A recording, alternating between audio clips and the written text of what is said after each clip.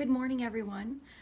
Today it's a cold, wintry day, and I think everyone's hibernating. I would be if I could.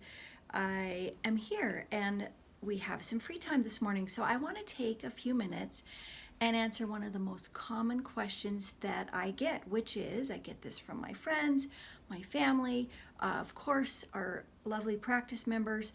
What supplements should I be taking? That is the $1,000,000 question, right, guys? We all wish there was just a magic bullet, a quick fix. We want to take shortcuts to feeling well and being our best health.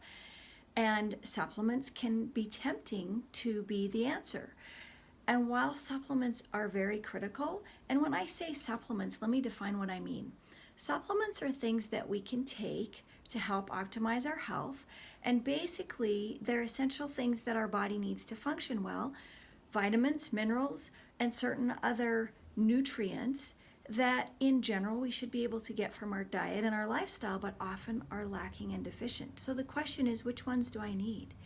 Well, I'm going to try to make that as easy as I can for you, but the answer is, it depends. And don't you hate that answer? I know I do. I want a clear black and white answer. This is what I should take, and this is going to be the answer for me. Well, unfortunately, it's not that simple. It depends on what your specific needs are, what you're deficient in. It depends on what your goals are. It depends on what's happening in your circumstances, your lifestyle, and your environment, and your specific needs. And it also depends on your genetics, because the utilization of nutrients, vitamins, and minerals also depends on certain genetic factors. So there is no short and easy answer. That's the bad news. The good news is there are some very common general needs that almost every single one of us has, and that's what I'm going to talk about today. But first, let me just remind you that they're called supplements, not replacements, because there is no replacement for living a healthy lifestyle. There's no pill that can replace good sleep.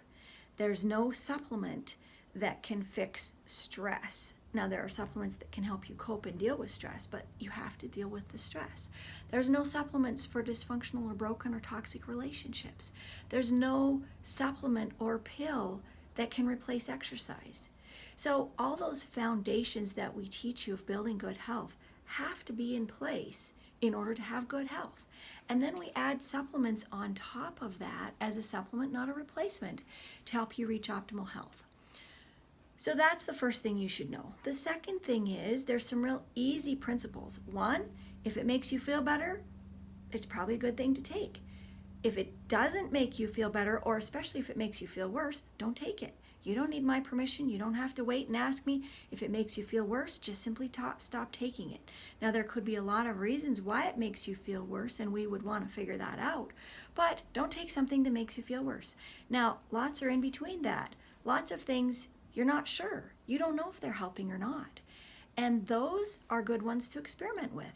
Don't take it, and then take it. And carefully notice how you feel. Sometimes it's when you stop taking something that you realize it was actually helping. When you start taking something new, you may or may not notice a significant change. And it may be when you stop taking it or you run out that you realize, oh, that really was helping me. So hopefully that will help a little bit. Now, the other thing is, I'm not here to be a supplement shop, and I'm not trying to make money on selling supplements. But if you are going to take supplements, please, please, please make sure you're buying high quality supplements. Now, what that means is you're probably going to spend more. It doesn't have to be from me, it can be from anybody. But if you order the cheapest supplements you can from Amazon, or you go to Walmart, or I'm not picking on any particular company or store, but if you buy cheap supplements, often they are cheap. Supplement industry is a huge multi-billion-dollar industry, and the big companies that manufacture and sell supplements know that people are susceptible because they want to feel better. We all want to feel better, don't we? And so supplements are big, big money. And manufacturing high-quality supplements with pure ingredients is actually costly. That is due to environmental pollution, the difficulties sometimes of getting the raw ingredients or sources, all kinds of reasons why it makes it difficult. And the supplement industry has very little regulation other than its own internal measures, which there's lots of ways to get around that.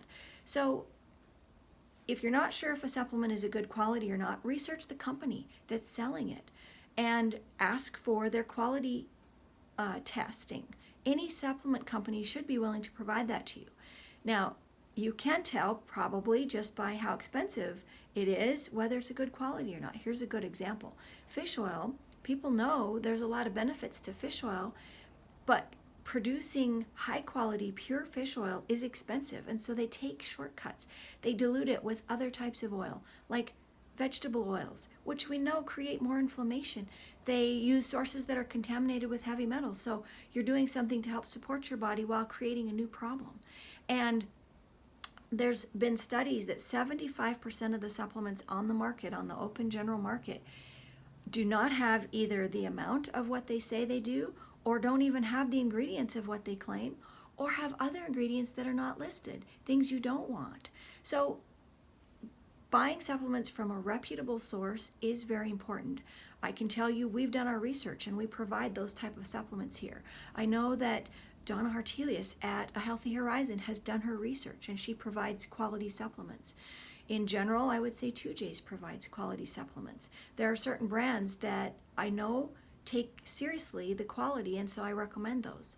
It's not because I want to make more money, it's because I want to protect your health.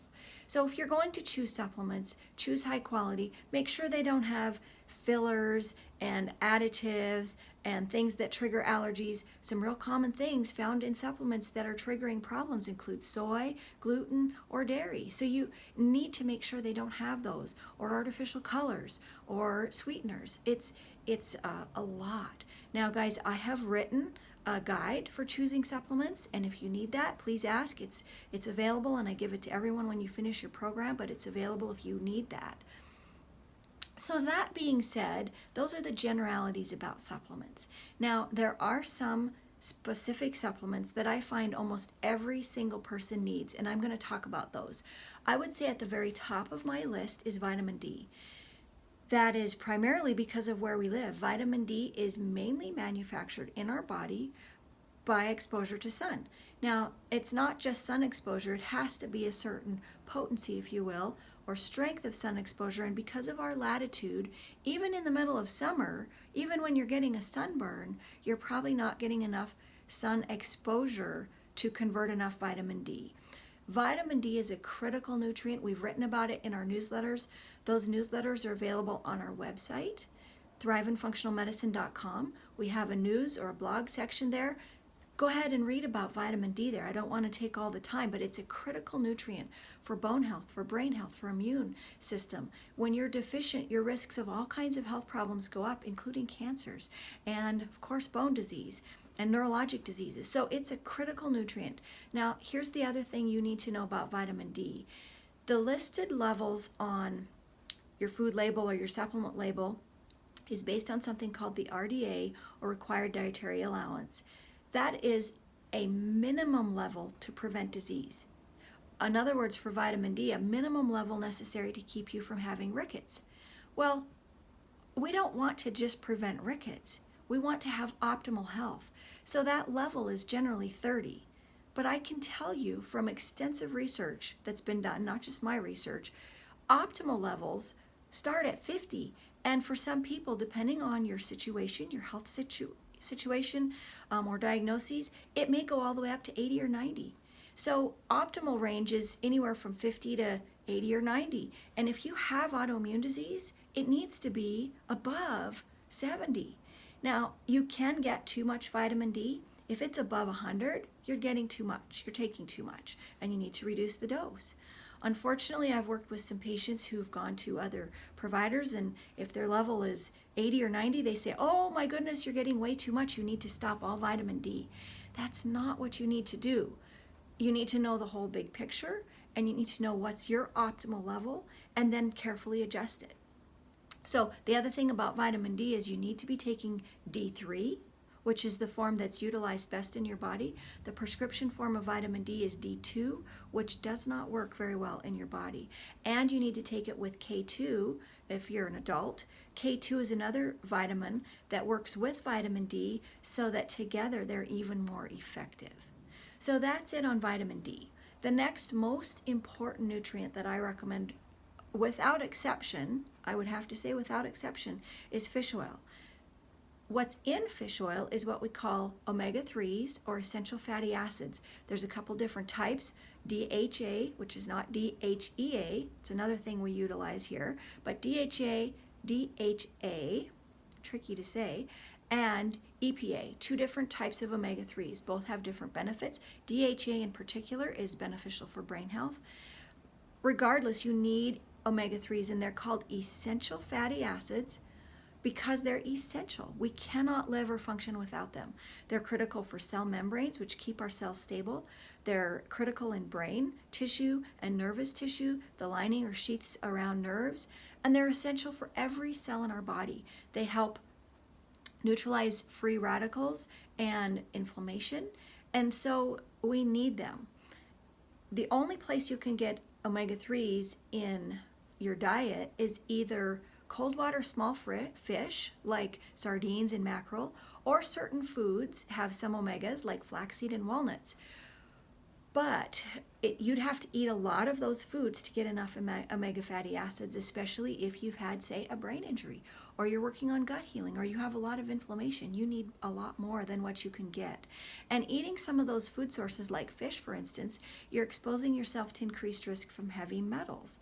So finding a high quality omega-3 essential fatty acid supplement is really important. The doses vary for people and depending on your needs. I recommend everybody get at least 1 gram a day, and in some cases we'll recommend as much as 4 or even 5 grams a day. That depends again on your personal situation, your circumstances and goals. So that's fish oil. We got a couple more specifics, and then we're going to just talk a few generals and we'll be done. So magnesium is another very critical mineral that I find almost everyone is deficient in. This is another one we did a newsletter on, and so there's a whole article on magnesium, symptoms of deficiency, and it's important in over 300 different processes in the body. At least 2 out of 3 of you are deficient in magnesium. Just a few of the things it's important for are blood sugar regulation, blood pressure, cardiac and bone and muscle health, and it really helps optimize sleep and irritability as well. And I mean irritability of your muscles and your tissues, such as leg cramps and muscle spasms. So magnesium is critical, and most of us are deficient in it because it's actually depleted from our soil now. So our foods are deficient in magnesium, and it's easy to replace, but you need to know which type of magnesium you need and which kind your body can best utilize. There are different forms of magnesium, and they have different names because they're attached to a different molecule, or what we call amino acid, which makes it different uses in your body. I'm not going to get into all of those details right now because it may just bog you down, but read the newsletter article on our webpage. Ask us if you need help or questions. Not all magnesium gives you loose stool, which a lot of people think, well, I don't want to take magnesium and get loose stool. Certain types of magnesium can do that, but not all kinds. So I recommend magnesium for just about everybody. And then B vitamins are critical, and B vitamins are necessary for so many things. Of course, we think of energy, and that's true. They're important for supporting thyroid function and mitochondria, which are needed for energy. They also are very critical in neurotransmitter function, which is the hormones or chemical messengers in the brain, regulating our mood, our focus, our concentration, all those types of things. The B vitamins are a whole family. There's 12 of them. That's why there's B12, and they start at B1 and go all the way up. Each one has different purposes, and what you need to know about B vitamins is that you need the right type. The right type of B12, the right type of folate or B9, the right type of B6 that your body can utilize best. B vitamins are also linked to something called methylation, which is a whole nother topic. Again, we've written a blog about that or a newsletter, so read about that.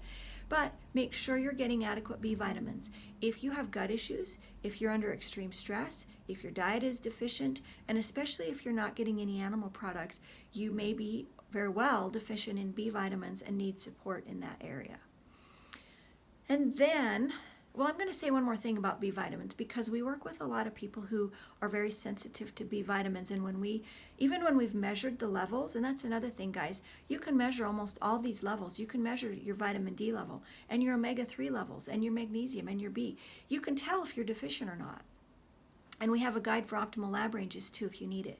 But many people are sensitive to B vitamins, even though they're deficient and we measure it. And I have wondered why that is, and I recently learned something that made a lot of sense to me. It's like a diabetic who's had blood sugars in the 400s for a long time. That's what your body gets used to and feels like that's normal. So then when you bring your blood sugar down to, say, 100, which is an ideal blood sugar, that person who was used to it being 400 feels terrible. Well, it's the same with the B vitamins. If you're used to functioning with your levels at the very bottom of the range, and then we start increasing those levels to what we would call an optimal level, it can feel very overwhelming, and some people feel like it's stimulating. They feel wired and jittery and tingly, and all sorts of strange things start happening. What we have to do in those circumstances is start with very, very small amounts and gradually help your body get used to feeling at those optimal levels. So we just go much slower and go very, very small drops, literally drops sometimes of these replacements so your body can adjust more gradually. So I want to talk about a couple minerals that many people are deficient, and I commonly recommend. One is zinc. A very easy way to see if you're zinc deficient: number one, your taste and your smell. If those are not working right, you may be zinc deficient. Another is look at your fingernails. If you have white spots in your fingernails, that's a very common sign of zinc deficiency. Zinc is important for your immune system. It has a lot to do with healing, so it's an important nutrient, and again, you need the right form and the right doses. Iodine is another one. Iodine is a very beneficial mineral that's not only important for thyroid, which is probably what most of you think of, thyroid gland right here, but it's also very protective for things like breast cancer and prostate cancer. Now, I'm not saying it's a treatment for those, but it's protective and beneficial. So again, the right type, the right dose. This should be starting to sound like repetition, and it is. So there's some general categories I want to mention. Antioxidants are probably one of the biggest and most important areas of supplement replacement that we want to make sure you're getting. And antioxidants, the best place to get those is your food, your bright, colorful fruits and vegetables. But you can take them in supplement form too. I call them your ACE in the whole. That stands for ACE. Vitamin A, C, and E are your most potent antioxidant vitamins. And there's some others too, like glutathione, N-acetylcysteine, and selenium. If you have a lot of oxidative stress or damage from free radicals in your system, if you've had cancer or you're at risk for cancer, your antioxidant status is really critical. And you may want to consider adding some more support with supplement form. Resveratrol is another great one. That's just a few. Anti-inflammatories is a huge category of supplements. And we work with people who have lots and lots of inflammation. Now, we just did a class on inflammation. If you missed it, please get the recording from our office, because that was a whole hour talking about inflammation. And here's the thing I want you to remember.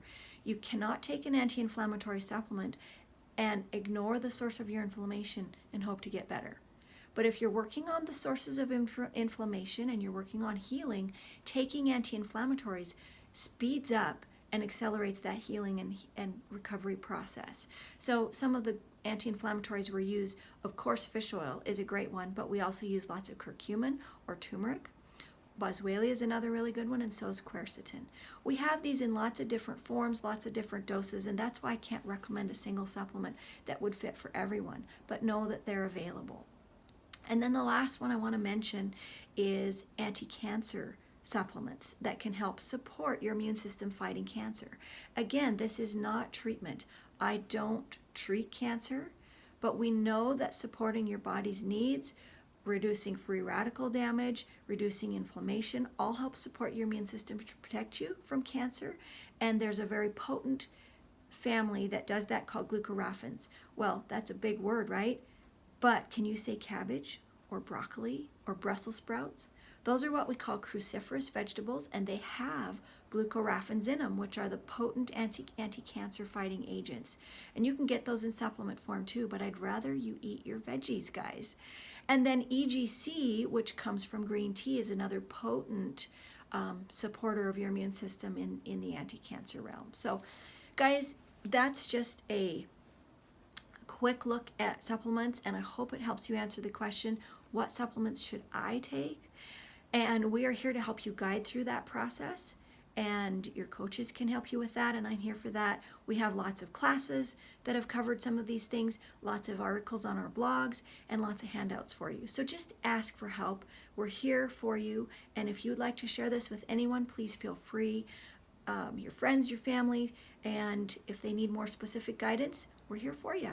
So stay warm, drink some tea, and make sure that you have safety equipment in your car, guys, because we're in full-blown winter already. Have a great day. Bye.